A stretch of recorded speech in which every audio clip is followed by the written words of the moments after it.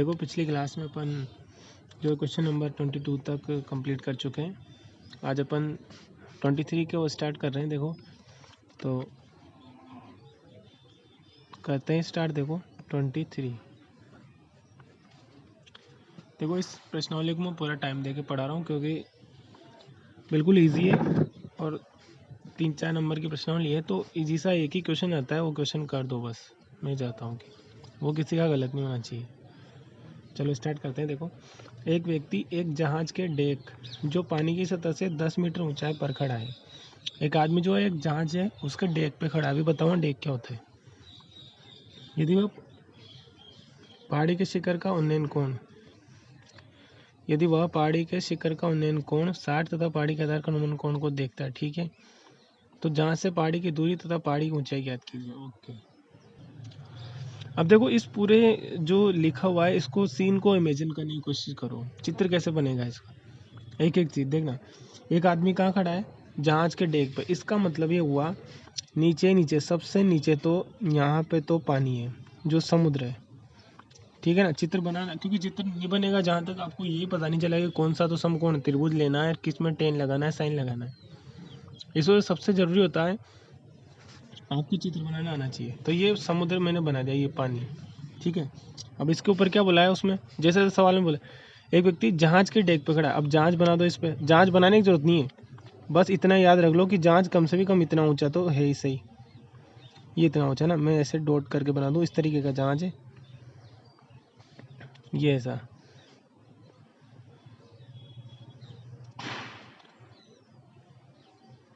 इस तरीके का ये जहाज से हमें कोई मतलब नहीं है। बस एक आदमी यहाँ खड़ा हुआ है, इससे इतनी ऊंचाई का एक आदमी, मतलब यहाँ खड़ा हुआ है, मान लो ये उसकी आंखें हैं यहाँ, तो ये पानी की सतह से इतनी ऊंचाई पे हो गया हो, है ना।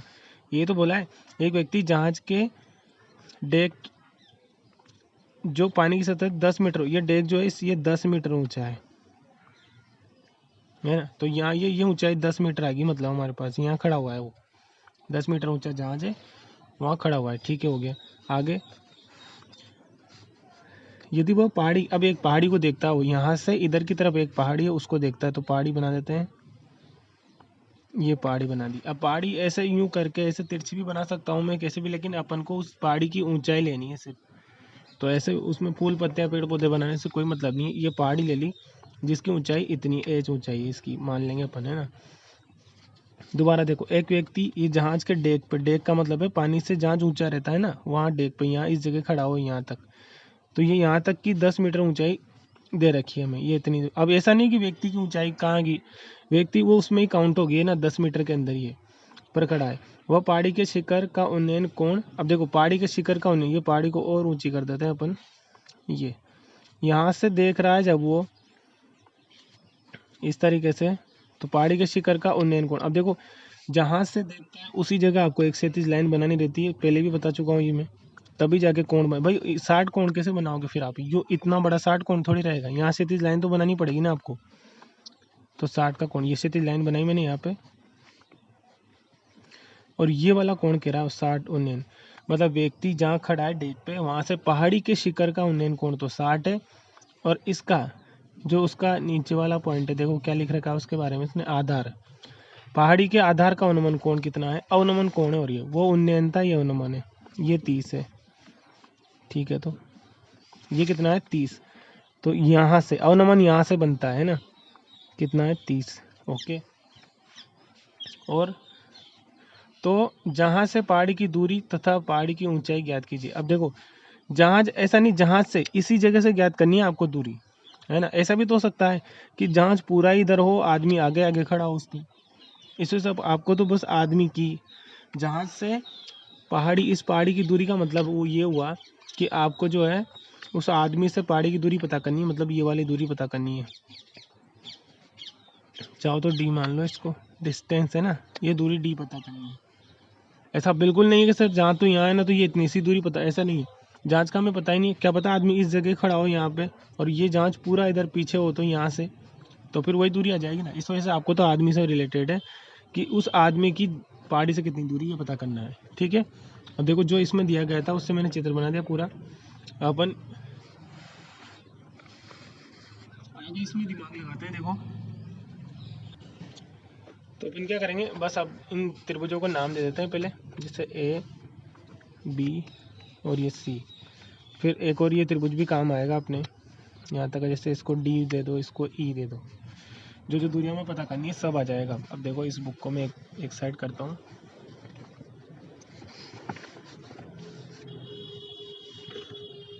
अब देखो सवाल स्टार्ट करते हैं। सबसे पहले तो देखो जो चीज़ें माननी है वो मान लो। सबसे पहले ये डी दूरी मान लो, माना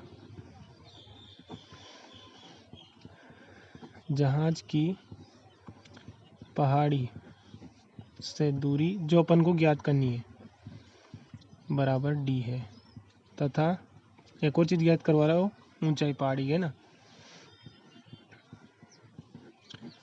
पहाड़ी की ऊंचाई एच है। ये हमने जो उसको पूछना है मतलब वो अपन ने बता दिया। और पूरी एज पूरी मानी है मैंने, है ना, ये यहाँ से यहाँ तक की पूरी एज। लेकिन हम एक बात जानते हैं कि इतनी इतनी तो 10 हमें पता ही है भाई। जब इतनी यहाँ 10 है तो ये आयत बन गया ना, आयत की सामने की भुजा भी 10, तो हमें दूरी तो इतनी सी ही पता करनी है बस। तो इसको अलग से x मान लो, ये ऐसे। तो एक चीज़ और मान ली हमने x, उसको भी लिख देंगे तथा एक और, तथा लिख देता हूँ, तथा चित्रानुसार। अब पता नहीं है कौन सी दूरी मान रहे हैं हम, है ना। ये दूरी तो ऐसे थोड़ी कहेंगे कि बाकी बची हुई दूरी पहाड़ी की, भाई पहाड़ी में बाकी बची हुई दूरी है उन्हें तो ये, लेकिन ऐसे थोड़ी कह सकते हैं। तो हम यूँ लिख देंगे चित्रानुसार कौन सी ऐसी दूरी, ए से सी बिंदु की दूरी, ए सी बराबर एक्स है। अब डी एच और एक्स हमने मान लिया है। अब आगे क्या करेंगे, देखो वही एक त्रिभुज तो ये बन रहा है, एक ये बन रहा है। चाहो तो ये वाला कोण इसमें शिफ्ट कर लो, ये जेड बन रहा है ऐसे यूँ करके, तो ये वाला कोण यहाँ शिफ्ट कर लो, ये 30 डिग्री यहाँ आ गया, है ना। और ये इसको पूरा कर लो, ये त्रिभुज। तो त्रिभुज बी ई डी में, बी ई डी में देखो मैं 33 लगाऊंगा तो ये डी मिल जाएगा मेरे को, ये दूरी तो यही मिल जाएगी मेरे को। तो चलो स्टार्ट करते हैं। बी ई डी में, है ना, तो यहाँ लिख देंगे त्रिभुज, चाहो तो ऐसे लिख दो समकोण त्रिभुज, है ना, समकोण त्रिभुज बी ई डी में। अब बी ई डी में क्या लगाऊंगा मैं, 10। क्यों, क्योंकि मुझे आधार पता करना है, लंब दे रखा है और कोण दे रखा है। तो क्या लगाऊंगा 10, 30 इक्वल टू लंब बटे आधार। 30 की वैल्यू सब जानते हैं, 1/√3 होती है। लंब कितना है 10 और आधार कितना है डी, जो हमें पता करना है। तो d इक्वल टू करेंगे तो d का तो 1 से गुणा हो गया, ये आ गया 10√3। ये क्वेश्चन फर्स्ट। एक आंसर तो मेरा आ गया कि पहाड़ी की जहाज की पहाड़ी से दूरी d कितनी है, तो d आ गई 10√3। एक आंसर तो हमारा।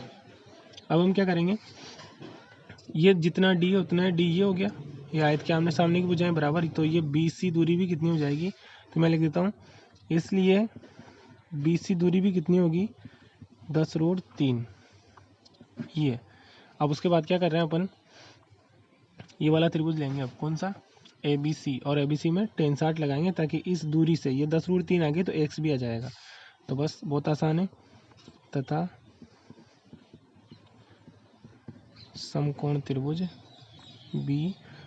ABC में, और इसमें कोण कितना है हमारे 60, तो tan 60 इक्वल टू वही लंब बटे आधार। लंब कितना है हमारे x, वो ज्ञात करना है, और आधार अभी अभी आया कितना 10√3। तो इस वजह से tan 60 की वैल्यू कितनी √3 और बराबर x/10√3 अपॉन 1, है ना। और गुणा कर दो तो 10√3 का, तो देखो √3 का गुणा होगा किससे, 10√3 से, और 1 का गुणा होगा x से। ये देखो √3 का √3 से गुणा हुआ 3 हो गया, और 3 का 10 से गुणा करेंगे तो 30। तो x बराबर कितना आ गया हमारे 30। d मिल गया, x मिल गया। अब ज्ञात क्या करना है, पहाड़ी की ऊंचाई, इसलिए पहाड़ी की ऊंचाई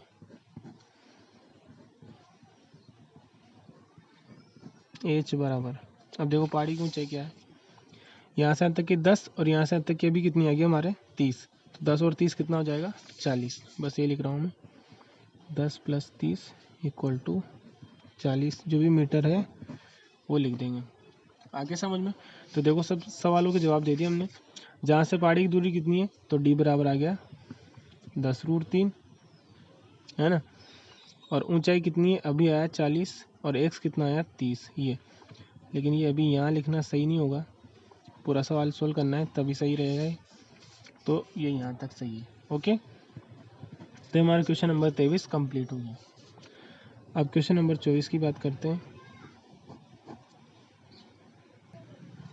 देखो जो क्वेश्चन नंबर 24 है वो अपन पहले भी कर चुके हैं इस टाइप का क्वेश्चन। देखो वही सेम वही क्वेश्चन है कि 12 मीटर ऊंचा एक पेड़ था, हवा चली, तेज हवा चली तो वो टूट के और बीच में से टूट गया और उसका सिर जमीन को छूने लगता है। सेम वही क्वेश्चन है।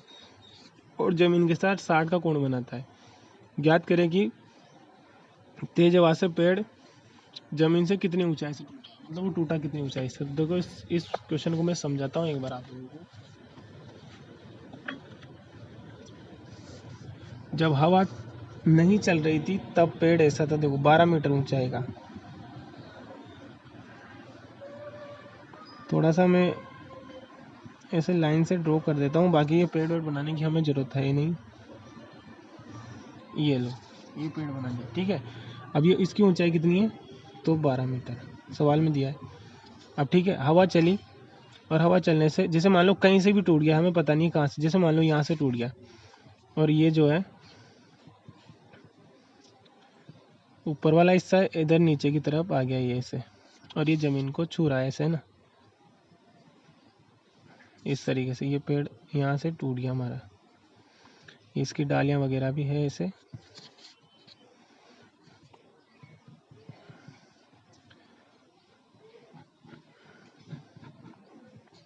ठीक है,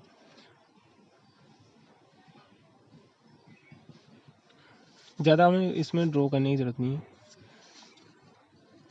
ये हमारा पेड़ इस तरीके से बन गया। ओके, तो ये 12 मीटर ऊंचाई का पेड़ था, हवा चली यहाँ से और ये टूट के इधर गिर गया, और कोण कितना बना रहा है ये 60 का कोण बना रहा है, 60 डिग्री का कोण जमीन से, है ना। तो हमसे सिर्फ इतना सा पूछा है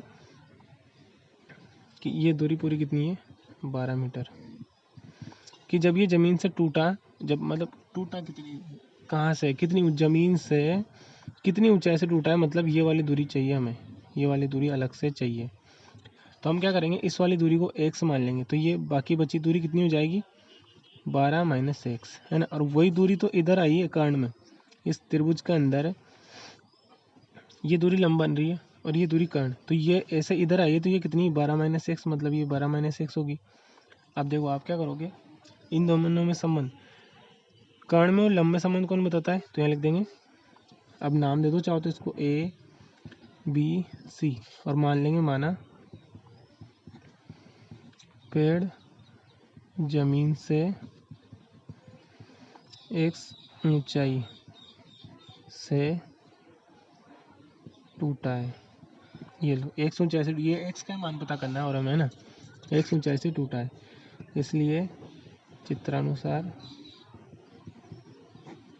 नाम दे दिया एबीसी, है ना, समकोण त्रिभुज एबीसी में, समकोण त्रिभुज एबीसी में, है ना।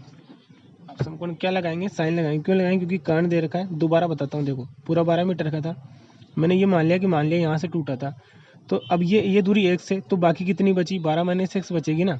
जैसे मान लो ये 5 होती तो इसको 7 बताते आप, क्योंकि टोटल 12 है, तो 7 कैसे आया, 12 माइनस 5 कर दिया आपने, वही वाली बात है। तो x कितनी आएगी, x मान ली, तो ये 12 माइनस एक्स, और ये 12 माइनस एक्स ही तो कर्ण के रूप में आई है, ये टूटने के बाद इस तरीके से ये इतनी 12 माइनस एक्स थी, तो यही तो दूरी इधर आई है, ठीक है ना। तो ये दूरी 12 माइनस, अब कर्ण और इसमें लंब, कोण के सामने लिखा कर्ण, सॉरी लंब, और ये कर्ण, दोनों में संबंध कौन बताता है, तो साइन बताता है। तो साइन 60 बराबर क्या होता है, लंब बटे कर्ण। साइन 60 की वैल्यू होती है √3/2, और लंब कितना है x, और कर्ण कितना है 12 माइनस एक्स। वज्र गुणा कर दो, 12 माइनस एक्स का तो 3 से और इसका 2 से, है ना। तो 2x इक्वल टू √3 का गुणा हो जाएगा इससे 12 माइनस एक्स से, ठीक है। और बस इसका और गुणा कर दो थोड़ा, कैसे करेंगे गुणा, 2x तो ऐसा कैसे ही, और √3 का 12 से गुणा करेंगे तो 12√3, और x से करेंगे तो -√3x हो जाएगा, और √3x को इधर ले आओ तो 2x, और ये देखो √3 इधर आया तो प्लस का हो गया, बराबर 12√3 ऐसा कैसे ही, और यहाँ से x कॉमन ले लो तो क्या बचेगा 2 + √3 इक्वल टू 12√3, और x की वैल्यू निकाल देता हूँ यहाँ से। देखो x बराबर क्या जाएगा 12√3 के बटे में आ गया 2 + √3, और चाहो तो इसका परिमीकरण कर लो, r का परिमीकरण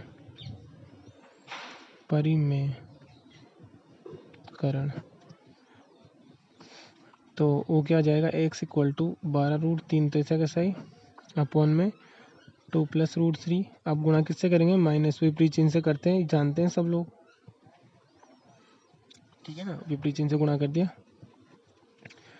तो 12√3 का गुणा तो जाएगा किससे 2 - √3 से, और अपॉन में a² - b², 2 का स्क्वायर 4 माइनस b² मतलब 3, √3 का स्क्वायर 3, तो अपॉन में तो 1 आ गया ओनली, तो हमारा आंसर ये रह जाएगा 12√3 इंटू 2 - √3। चाहो तो इसको गुणा कर दो, 12 का 2 से गुणा करोगे तो 24, √3 आ जाएगा, माइनस 12√3 का √3 से गुणा करोगे तो 12 और इंटू 3 हो जाएगा, 12 × 36।